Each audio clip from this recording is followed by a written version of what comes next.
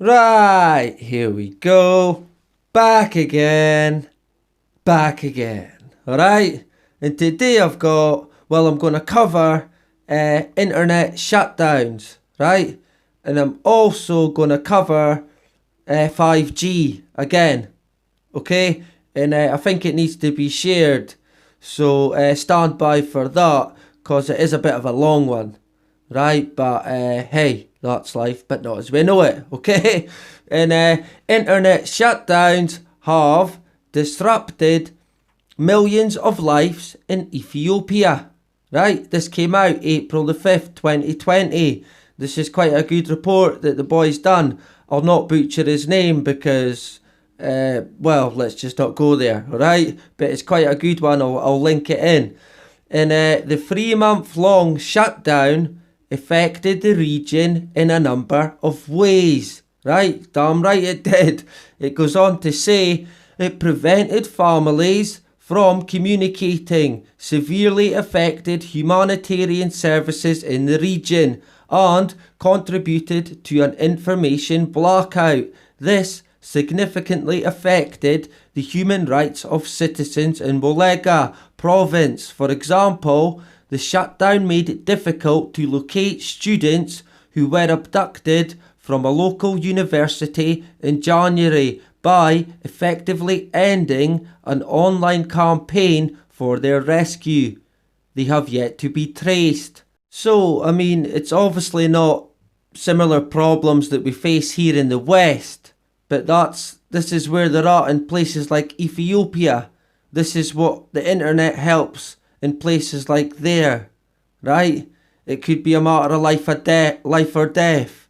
So hopefully they're returned safe and well, right? And it also says, as my research shows, internet shutdowns are not unusual in Ethiopia. Since 2016, the internet has been shut down at least 6 times. In 2019 alone, Ethiopia experienced 3 major internet disruptions across the country. One was an attempt to protect the country from cyber attacks. The other was to prevent leakage of school exams over the internet. And the third, in response to high-profile assassinations in the country's Amhara region. Right, so this is the sort of things that they're using internet shutdowns for in Ethiopia. And by going by that, it looks like it's the government that's doing it. Right? It also says, I have also found that internet shutdowns are used as a tool to muzzle freedom of expression. When internet access is blocked or disrupted, there is an immediate impact on free speech.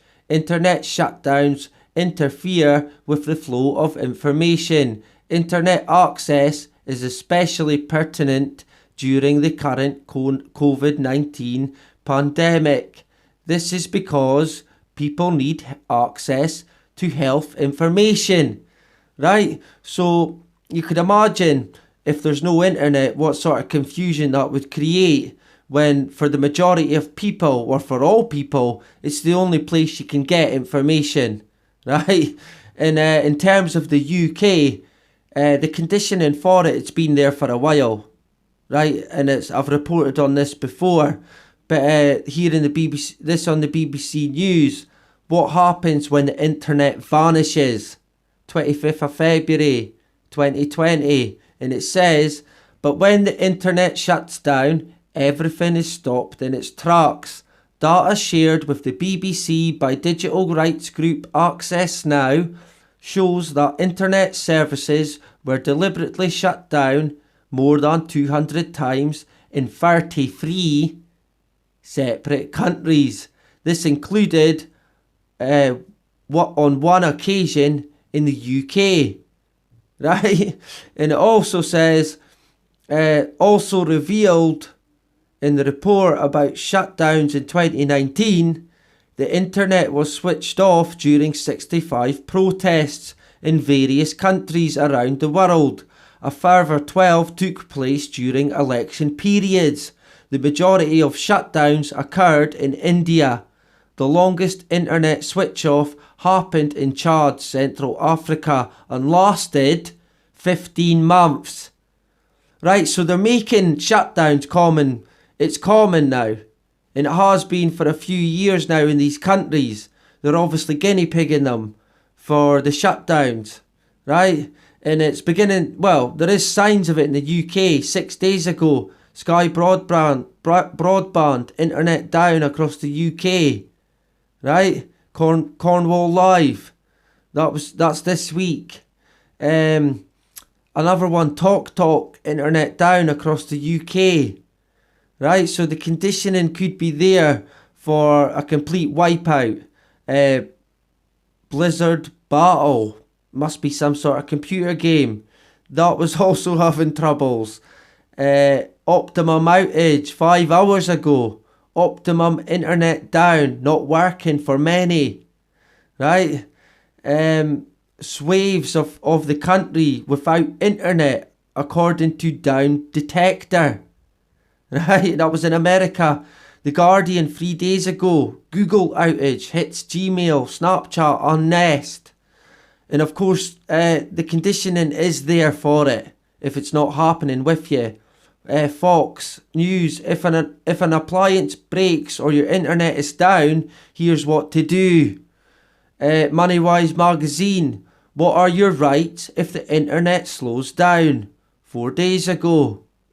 3 weeks ago, Business Insider, what to do if your internet goes down while you're working from home.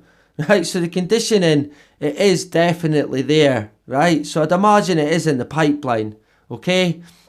And I did see this in the Scotsman, right? Coronavirus, what happens if the internet goes down?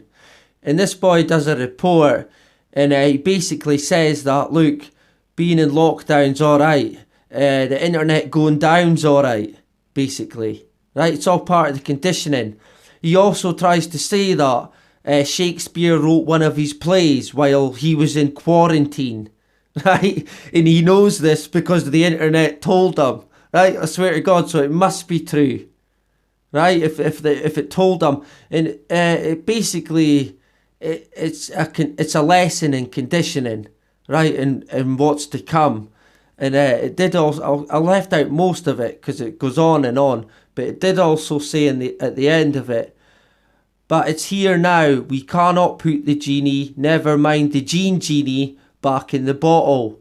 We can have a discussion after COVID-19 is over about how much the internet is killing us. Right now, it's saving us.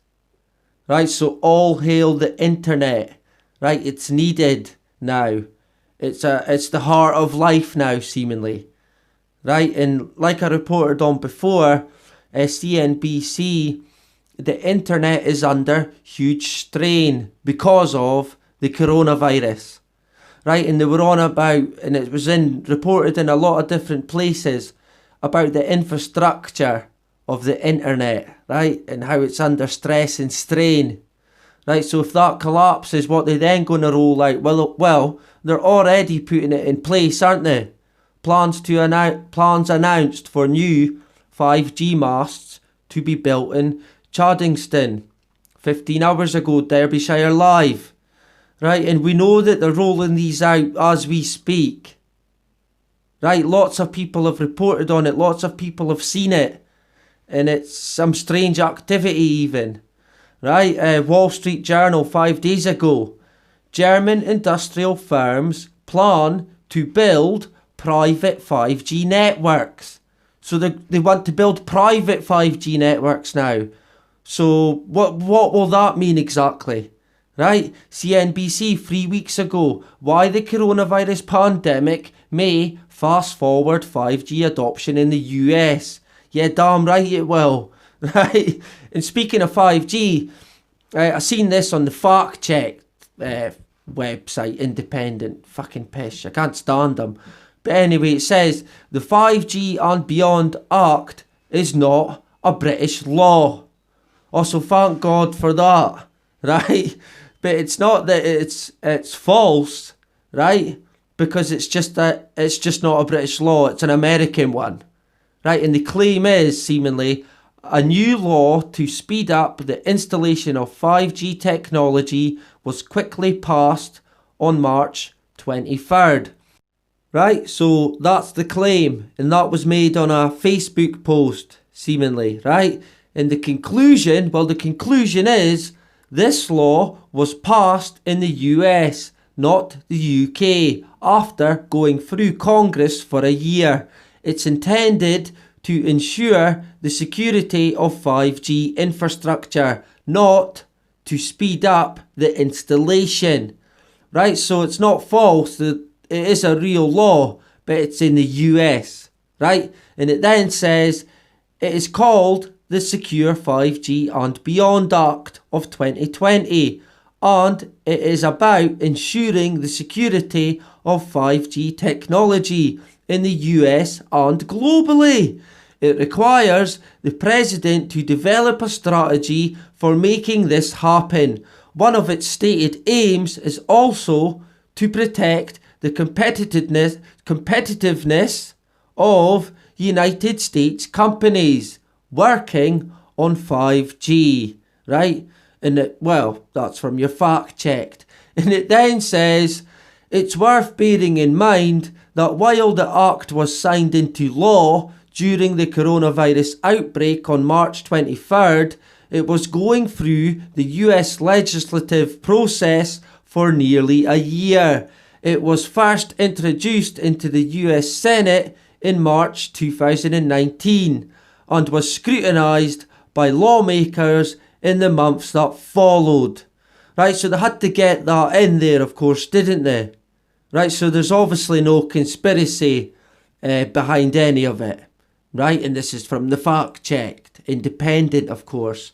Right, and it does also say that the post goes on to make several further claims about the supposed dangers of 5G technology, which are also not true. The false rumour about 5G radio waves poses a risk to human health is a common conspiracy theory, which we have written about many times before. So it must not be true then, right? And of course, these people are independent and they want your money as well, right? So it's not good enough that they fill you with fucking lies, but they also want you to bloody pay for it so you can become a supporter of them, right? Honestly, people like them and Snoops, stay well clear. I hate people that point me towards anything that's on that. It's a joke. And I did see this as well. Post-pandemic, what could Australia's 5G networks look like when social distancing ends? I wonder. And this says, however, with coronavirus keeping many indoors over the next 3 to 6 months, it's possible that consumers will notice a much bigger difference in mobile connectivity when things return to normal.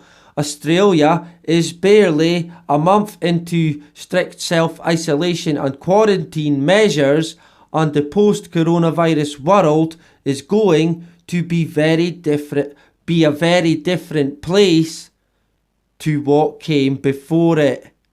5G coverage is no exception. Right, so things are going to change big time, and that includes with 5G. Right, and that was coming out of Australia. And I seen this as well. Nokia declares more than 3,000 5G patents.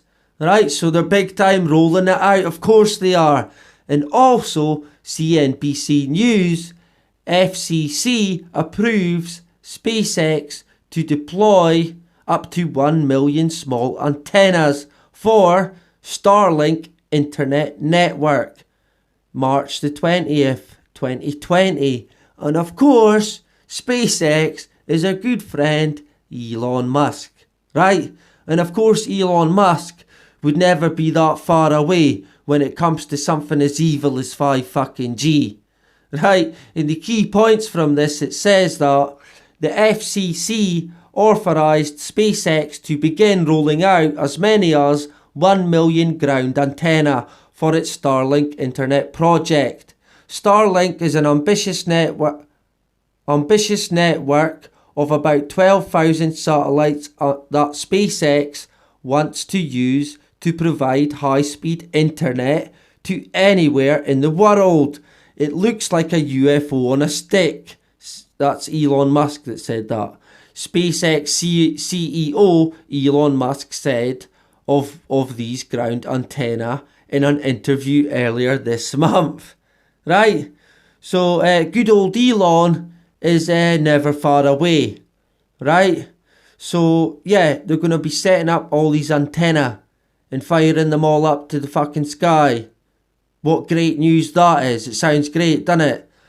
And Elon, quoted here, "It looks like a UFO on a stick." SpaceX CEO Elon Musk said in an interview earlier this month, "It's very important that you don't need a specialist to install," right?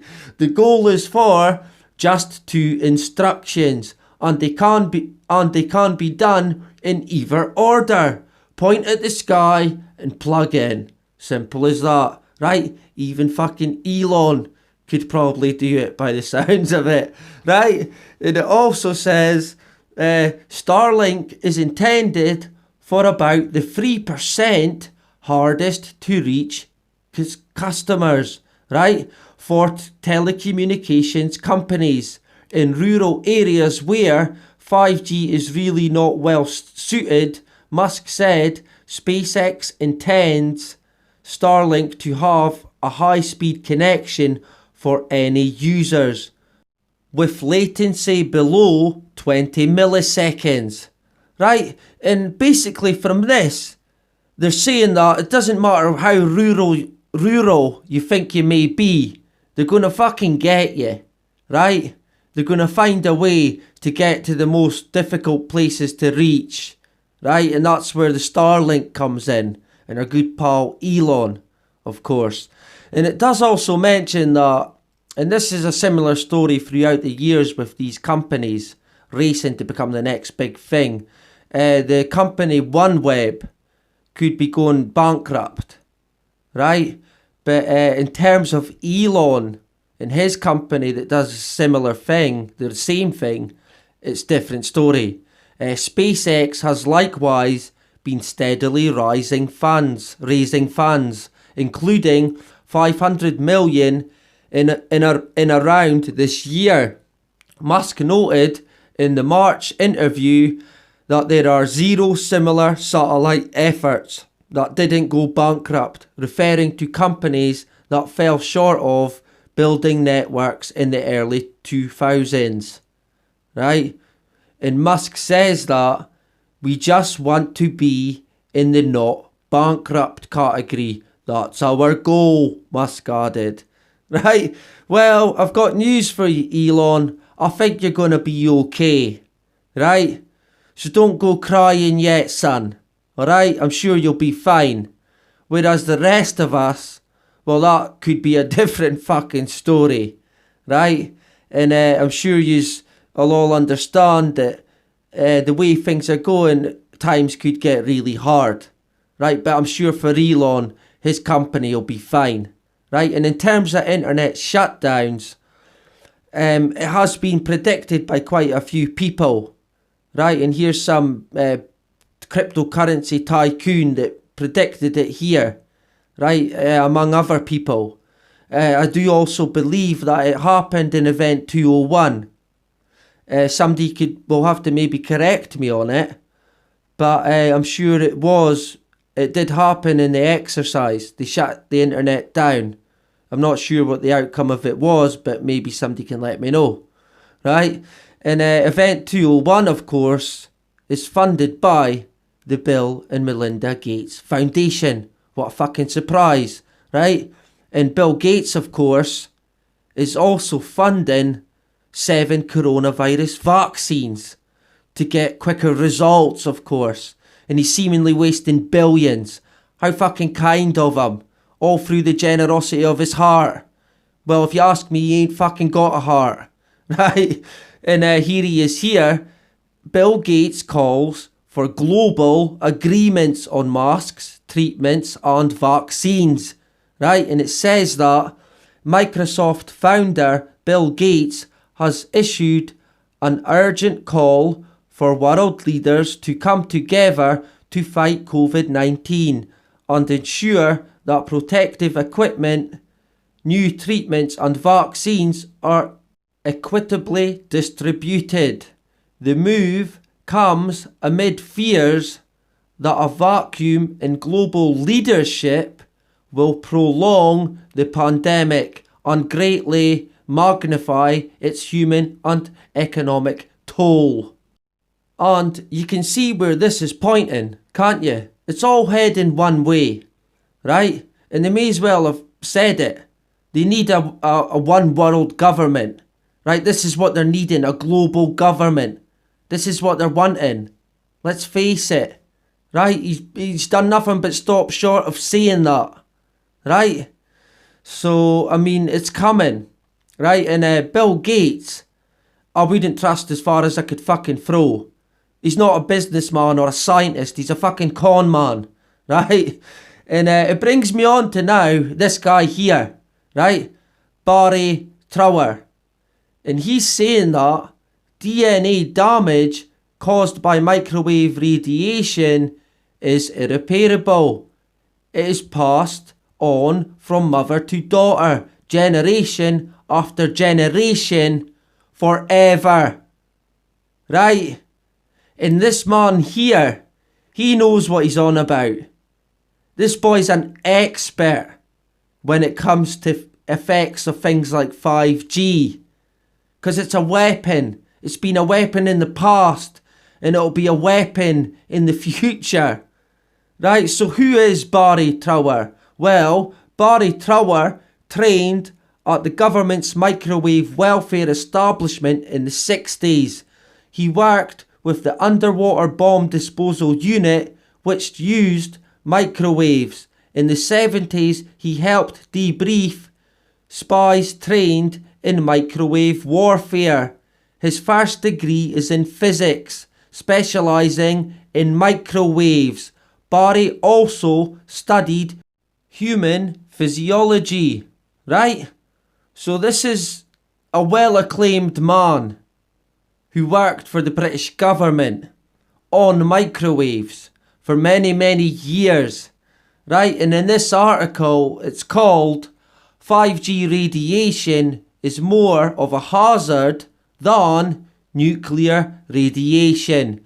March 21st, 2020. Alright, and this is an interview done with Barrie, and it's by someone called Fred. And it says, around here, just about all the security devices operate in a 450 megahertz range, and they don't pay license fees for this spectrum use. It may be different where you are, but I doubt it. The big difference between microwaves and nuclear radiation and solar radiation for that matter is that it's coherent radiation. It's on a fixed frequency and then it's modulated with very precise bursts of digital pulses, often on biologically active frequencies. Right? So this guy knows what he's on about, okay, when it comes to frequencies. And I'll read most of this article to you. It says that, for example, many authorities, including the UK government's Stewart Commission, warn that microwave communication systems should not be pulsed at 16 Hz, the frequency of the calcium gate cells. Right? So they reckon that at that higher frequency, it is really, really dangerous. Right? Let's face it. And it mentions the calcium gate in everyone's blood cells, of course. Right? And it then says that this is one problem with the Tetra system, as it's pulsed at 17 Hz. Right? So that's over the recommended danger limit, right, by one. of course, but that's enough, believe me. And it says that Barrie Trower first came to public attention when a confidential report he prepared for a police union on safety issues with Tetra were leaked to the public, not by Mr. Trower, who never uses a computer. This calcium gate frequency was one issue he raised. Right, so this is what's damaging. It damages the calcium gate in our cells. And this guy doesn't even use a computer. Right, so what does that tell you? Fucking everything. It then says the Tetra system is also pulsed around frequencies known to cause epileptic fits and uncontrollable aggression. Many officers have reported mood swings when using this system, and Mr. Trower gave evidence in a case where a British police officer attacked a passerby at a G20 protest and pushed him to the ground. The man, an ill alcoholic, died as a result. The officer had been sitting for 2 days in a radio van saturated with Tetra radiation. He felt that the radiation had affected his judgment. Damn straight. Mr. Trower testified in camera that this Tetra radiation exposure might well have induced aggression in the officer. This was not mentioned in any court coverage of the case. However, the officer was controversially found not guilty of manslaughter, and I think Mr. Trower's evidence may have helped convince the judge that the officer was not to blame, but this could not emerge in an open court. Yeah, well, why's that? Because it would give away the fucking game on 5G and the effects of it, that's why, right? So they couldn't let that out. And it then says, now GSM phones are pulsed at above 8 Hz. I asked Mr. Trower what seemed an obvious question. The first harmonic of 8 Hz is 16 Hz, so surely this pulsed radiation will certainly resonate with the calcium gate at 16 Hz, only hitting it every other pulse instead of every pulse. And Mr. Trower said, yes, you're absolutely right. He hadn't thought of that. In fact, I've never seen anyone worry about it except me. But the influence of microwaves on the calcium gate was one of the first really thoroughly researched mechanisms as to how low-level microwaves are able to affect the body. This issue of pulsed frequencies simply doesn't arise with nuclear power or sunlight. It's a big jumble of frequencies. This is how we're able to split sunlight up into a rainbow of different colours, right? So it's worse than nuclear radiation. That's what he's saying here. He then says the 8 Hz pulsed frequency has also been reported in dozens of brainwave studies. As I've pointed out before, this is in a low alpha range and indicates that the brain is falling into sleep. To find brainwave anomalies around 8 Hz is a disturbing finding. It means we are inducing a semi-zombie state in people's brains. Right, and does that maybe sound familiar? Because that's practically what we're fucking living in, right? And we've been living in this soup for a long time now in regards to Wi-Fi and frequencies, right? And it then says you don't need any specialist knowledge of microwave spying to see this. You just see mobile phone radiation causes an anomaly at this frequency. Not a surprise, as it's pulsed at this frequency and it's going to put people's brains to sleep. Right? And this is coming, remember, from an expert on 5G, well, on frequencies and microwave frequencies, what it can do to the human body, right? Like we've touched on before, it ain't fucking safe, right? And it then says, he goes on to say, I'll find a WHO review that shows 26 studies reporting these brainwave anomalies with ordinary cell phone radiation. But no one thinks this is a problem. I wonder why. Because they're well paid to keep the fucking mouth shut. That's probably why. Right, but I mean, that's him saying there that that's just with ordinary cell phone radiation that it's a big problem. Right, so imagine what the 5 and 6G is going to bring. It then says, however, the first harmonic of this, 16 Hz, will have direct physical effects on calcium efflux from the cell.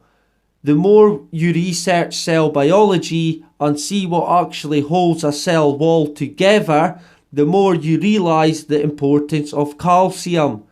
Calcification in the body is a major source of artifacts in X-rays. To an extent, aging is just calcification. You cannot overestimate the importance of the calcium gate, right? It then says, so here we have one precise digitally tuned frequency having two drastic but completely different effects on two entirely different physical systems.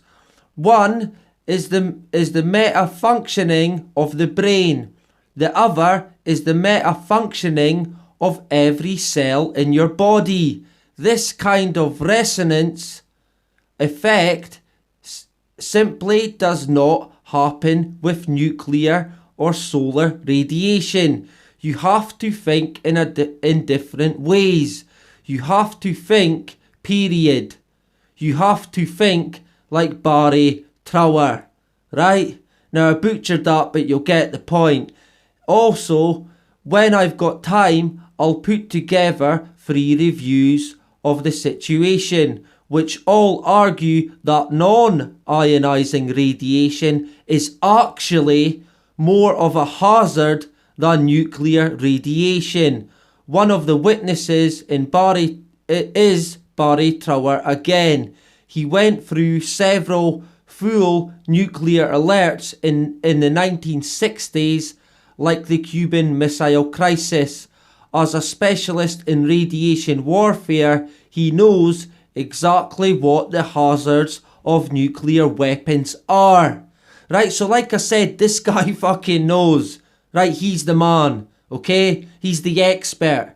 In an interview with a German medical doctor, Mr. Trower described the genetic damage being done to all living organisms through pulsed microwaves.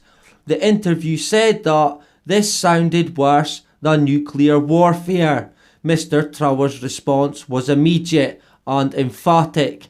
It's much, much worse, he said. You think I'm kidding? He's not. Right?